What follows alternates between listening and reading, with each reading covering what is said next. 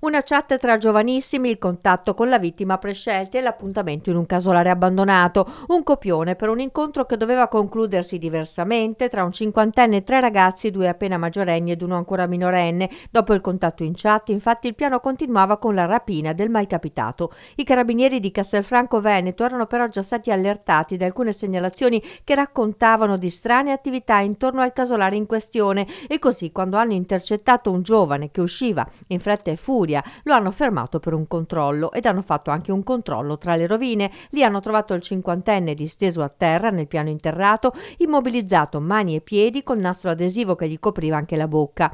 Un giovane lo stava tenendo sotto la minaccia di uno storditore elettrico, un altro gli era seduto sopra per impedirne ogni movimento. Il quadro si è fatto subito chiaro. Il giovane in bicicletta aveva infatti raccontato ai militari che stava andando a fare un prelievo al bancomat. In tasca però aveva già parecchio denaro ed è stato facile capire il perché. Aveva infatti anche il bancomat della vittima e le chiavi della sua auto. Gli altri due complici avevano lo storditore elettrico, un rotolo di scotch e la torcia.